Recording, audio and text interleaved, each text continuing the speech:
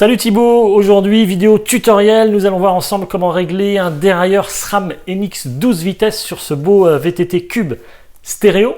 Et salut Max, effectivement là on va régler les dérailleurs 12 vitesses de chez Cube, donc ça peut comporter le S, le N et le GX, qui sont trois dérailleurs certes différents, mais qui ont le même mode de fonctionnement, donc le même mode de réglage et les mêmes problèmes généralement.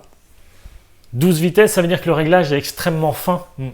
Oui, en effet, on n'a pas augmenté l'épaisseur des cassettes, donc la largeur des cassettes plutôt qu'épaisseur est toujours la même, il y a plus de vitesse, donc le moindre défaut, ça se ressent. Ok, en général, ton premier conseil, c'est quoi? Alors, la première chose à faire sur ces dérailleurs 12 vitesses, c'est de vérifier l'alignement de votre dérailleur. Donc, vous avez votre cassette, vous vous mettez derrière et vous devez avoir votre cassette parfaitement alignée avec votre galet supérieur et inférieur, car une fois sur deux, donc 50% des problèmes que j'ai sur ces dérailleurs-là, c'est le galet du bas, on le voit, il est trop vers l'intérieur ou trop vers l'extérieur. Donc là, c'est on ne peut plus simple, vous mettez votre dérailleur sur la 10e ou 11e vitesse, on s'en fiche, mais en soit pas sur les vitesses du bas, sinon vous ne pourrez pas le voir, et pas sur la dernière vitesse, évidemment. Et vous regardez si c'est bien aligné. C'est trop vers l'intérieur ou vers l'extérieur, deux choix. Premier choix, vous avez une patte de dérailleur neuve, vous la mettez, ça sera droit. Deuxième choix, si c'est pas trop tordu, vous pouvez la dégauchir. Donc pour ça, ou vous achetez le dégauchisseur de patte, ou vous le faites faire par votre mécano, ou alors, si c'est pas trop tordu, alors là ça va râler dans les commentaires, mais 90% des gens vont être très contents de ce que je dis parce que ça va leur sauver la mise. Vous prenez donc là la clé adaptée, vous l'insérez et là donc vous tirez vers le haut ou vers le bas, ça dépend de ce qui est à rattraper. Donc vers le haut si elle est trop vers l'intérieur, vers le bas si elle est trop vers l'extérieur, bon, ça c'est vous qui verrez. Et là généralement la torsion, la flexion qui s'est créée est très faible, donc vous avez vraiment trop rien à rattraper, mais ça fait la panne. Ok, une fois que la patte de dérailleur est alignée avec le plan de rotation de la cassette, voilà, on va où? Alors on fait quoi? là, quand vous avez fait ça, généralement c'est très simple. Après, c'est juste une histoire de tension de câble. Il faut savoir que vous avez des butées sur votre dérailleur, donc avec la clé de 3. Vous en avez deux, les deux vis qui sont l'une à côté de l'autre. Très bien. C'est les butées. Donc j'espère que personne n'y a touché. Elles sont d'origine, donc bien réglées. Donc elles ne se dérèglent pas. Avant de dérégler une butée, il faut vraiment avoir roulé beaucoup. Donc généralement, ça, il n'y a pas à toucher. Ce qui se passe, c'est que la tension du câble se détend avec le temps. Bien sûr, ok. Se détend avec le temps, t'as vu un peu? Donc là, tu te mets sur la vitesse du bas, la toute dernière, et tu fais une chose très simple. Vitesse du bas, tu passes une fois, deux fois, trois fois, quatre fois. Ce qui va se passer, là forcément je l'ai réglé il y a 2 minutes. Ce qui va se passer, c'est que ta chaîne, ou elle va monter péniblement, ou alors elle va monter trop. En tout cas, si tu as le problème, généralement, c'est que ça ne te convient pas. Donc, ça ne va pas monter parfaitement. Et donc, tu montes 1, 2, 3, jusqu'à la 12e. Et il y a une des vitesses, forcément, où elle va être sautée, ou alors elle ne va pas passer. Et donc, si elle est sautée, c'est plus simple, un quart de tour dans le sens contraire des aiguilles d'une montre. D'accord. Ça va enlever de la tension. Donc, elle ne va pas doubler, elle va un peu moins monter. D'accord. Et tu réessayes. Donc, tu redescends la vitesse en question, tu essaies de la repasser. Si elle remonte 2 fois, encore un quart de tour, c'est très fin. Donc, si tu fais comme sur des dérailleurs 10 vitesses, un tour complet, c'est trop. Un quart, juste à temps que tu vas voir, ça va s'améliorer. Ça va être de moins en moins flagrant. À l'inverse, si ta chaîne, tu vois qu'elle ne veut pas passer, elle monte mais elle redescend, elle monte mais elle redescend. Okay. Dans ce cas-là, il te faut de la tension et donc tu visses un quart de tour. D'accord, et tu retends le câble. Tu retends le câble. Ok, une fois que tu as réglé la tension du câble, les vis de butée sont ok. Et bien là, normalement, c'est bon. Là, normalement, t'es nickel, tout passe bien. Ce qui peut arriver, ce que je vois souvent, c'est que si les butées, le derrière, vous sentez qu'il n'a pas de mouvement, vous mettez sur l'avant-dernière et vous voyez que votre derrière, quand vous appuyez, il ne peut pas monter. Donc ça, c'est la butée haute qui est trop ferme. Ça arrive rarement. Ça voudrait dire qu'un réglage en usine a été mal fait. Et je ne dis pas qu'ils sont infaillibles, mais c'est rare quand même. Okay. Donc ça, il vous suffit de dévisser un tout petit peu. Si votre dérailleur, il va entre les rayons et la cassette, c'est l'inverse, il faut revisser. D'accord ? Ouais. Mais s'il va entre les rayons et la cassette, ça peut être aussi le fait que vous ayez trop mis de tension. Ok, merci. Est-ce qu'il faut régler aussi la position du dérailleur par rapport à la cassette? Alors oui, tu as la vis d'englobé qui est ici, donc la vis qui est tout en haut. Celle-ci, elle va te permettre de rapprocher ou d'éloigner donc ton galet supérieur par rapport à ta cassette. Alors cette vis, elle est très importante pour deux raisons. Sur un vélo 12 vitesses, tu vas donc avoir généralement le dernier pignon qui va être beaucoup plus haut que les autres juste en dessous. Donc il faut que le dérailleur soit assez bas pour pouvoir accepter un gros changement de distance entre l'avant-dernier et le dernier. D'accord ? Sinon, ton dérailleur va rester sur l'avant-dernier et va taper sur le bord du dernier. Il ne va pas pouvoir passer en dessous. Il va taper. Donc là-dessus, tu dois mettre suffisamment de distance d'éloignement. Ensuite, il faut savoir une chose, c'est que dans ce cas-là, on va me dire, mais dans ce cas-là, moi je mets au max et comme ça, elle les passe toutes.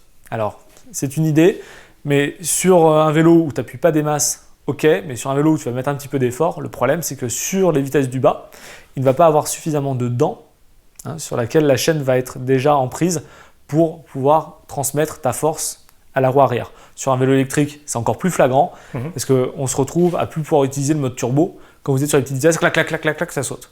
Okay. Alors je dis ça, attention, si vous avez un vélo qui a plus de 1000-1500 km et que vous avez ce problème, c'est peut-être votre chaîne qui est morte aussi sur un vélo électrique. D'accord ? Okay. Donc vous ne dites pas, je vais juste rapprocher le dérailleur. Oui, si vous rapprochez le dérailleur, ça va plus faire cette cause, mais ça va faire un autre problème plus haut. Donc changez votre chaîne. Ok, le réglage de la vis d'englobé, on le fait sur le petit pignon et sur le grand pignon également? Alors la vis d'englobé, c'est très simple à régler finalement. Sur le petit pignon, il n'y a pas franchement besoin de la régler parce que qu'importe le réglage, elle passera toujours très bien. C'est juste qu'elle aura ce problème quand on va appuyer fort, mais ça faudra aller sortir avec le vélo pour le constater. Sur le pied d'atelier ou en tout cas à la maison, vous ne pourrez pas le constater, il faudra vraiment des contraintes. Par contre, c'est la vitesse du haut. Donc là, on ne fait pas plus simple. Vous vous mettez sur l'avant-dernière. En étant sur l'avant-dernière, vous allez voir donc que votre chaîne, votre galet, d'accord, votre galet supérieur doit être légèrement en dessous du plus grand pignon. Pour que le moment où vous allez appuyer et donc pousser votre dérailleur sur le plus grand pignon, il soit déjà en dessous. Si votre galet supérieur, vous voyez qu'il va toucher les dents de votre dernier pignon, ce qui va se passer, c'est que quand vous allez passer une vitesse, ça va forcer, votre dérailleur il va se tordre, il va quand même la passer, mais alors le bruit, il va être là, le confort, il y en aura zéro, il va prendre 2-3 secondes pour la passer, et surtout, vous allez tordre votre patte de dérailleur. Et là, on en revient au premier point. Donc, ça aussi, c'est une chose. Si votre patte de dérailleur, vous vous dites qu'elle n'a pas eu de choc, que votre dérailleur n'a pas de choc et qu'elle se tord, vous n'arrivez pas à comprendre, c'est peut-être que premièrement, quand vous passez les vitesses, vous les passez un peu trop en force, et donc forcément, ça crée une flexion, ou alors que votre vis est trop ou pas, enfin, pas assez serrée, parce que celle-ci, plus on la serre, plus ça éloigne, c'est-à-dire qu'elle n'est pas assez serrée, et que donc votre dérailleur, vous l'avez déjà peut-être constaté, mais vous vous y êtes habitué, ça fait beaucoup de bruit, et ça passe en force sur le dernier. Quand on change de vitesse, il faut relâcher la pression sur le pédalage. Alors oui, c'est pas forcément évident parce que quand vous changez de vitesse, c'est que vous en avez forcément besoin, mais plus vous anticipez, mieux c'est. En fait, ça va rien faire de mieux que allonger la durée de vie. Ça va rien casser. Votre chaîne ne va pas casser, votre cassette ne va pas se tordre ou quoi, votre dérailleur ne va pas se casser. Mais c'est juste qu'au lieu de faire, je sais pas, un nombre de c'est très variable en fonction des utilisateurs, mais on va dire 1500 km, bah vous en ferez presque 2000 ou alors au pire 1000.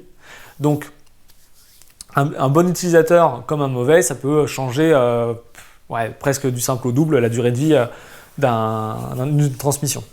Ok. En règle générale, on doit changer de câble et de gaine tous les combien de temps? C'est une durée, un nombre de kilomètres? Alors c'est plus une durée parce que en fait c'est de l'oxydation qui va se créer. Le frottement du câble dans la gaine ne va pas réellement abîmer la gaine. J'ai vu des vélos, parfois ils avaient un nombre d'années incalculable, c'était nickel, mais c'était de l'oxydation. En fait, votre câble il est forcément en acier. Si on le faisait en aluminium, je peux en dire que ça ne tiendrait pas longtemps. Et donc vous pouvez rien y faire, il y a de l'eau qui va un peu rentrer. Donc là, en fait, le mieux, Alors tout le monde va dire ah, moi je l'ai jamais fait, ça marche très bien. Le mieux c'est de le faire tous les ans ou tous les 2 ans au max. Après, il y en a qui sont pas exigeants, tant que ça passe bien, c'est pas grave. Ils appuieront plus fort avec le pouce. Moi ce que je conseille c'est quand même au moins dès que ça commence à forcer un peu. C'est une histoire d'oxydation, hein. Si le vélo est resté dans un garage au sec pendant 2 ans, il n'a pas roulé, le câble est neuf. Mais si vous sentez que ça commence à forcer, moi j'ai vu énormément de manettes de dérailleur, à force d'appuyer à fond, à l'intérieur ça se tord et votre câble ne fait que s'enrouler. Et il ne passe plus dans son circuit habituel. Et donc en fait vous avez un bourrage, si vous préférez, à ce niveau-là. Bah là, la manette elle est en plastique, elle est morte. Hein. Il vaut mieux changer de câble que d'être obligé de changer de shifter. Bah oui, un câble, si vous le faites vous-même, ça va vous coûter 3 €. Ouais. Donc c'est que dalle, on ne parle même pas. Un shifter, ça va vous coûter au moins 30, 40, 50. Après, bon, ça peut monter beaucoup plus haut, mais c'est clair. Et puis le confort, ça veut dire que vous vous êtes embêté pour 3 €. Quoi. Ok. En termes de transmission, un VTT à assistance électrique, la transmission souffre beaucoup plus que sur un vélo normal ou pas du tout? Oui, en fait, elle s'use beaucoup plus rapidement. C'est-à-dire que au niveau de la souffrance, je sais pas, je vais jamais demander, mais c'est surtout la durée de vie. Okay. En fait, vous allez presque diviser par 2 la durée de vie de la chaîne, parce qu'en fait, vous tirez énormément dessus. Et c'est là où j'interviens avec quelque chose qui est souvent mis de côté, la lubrification de la chaîne. On est sur des vélos électriques, on n'est pas sur des vélos classiques, donc on utilise une huile plus grasse. D'accord.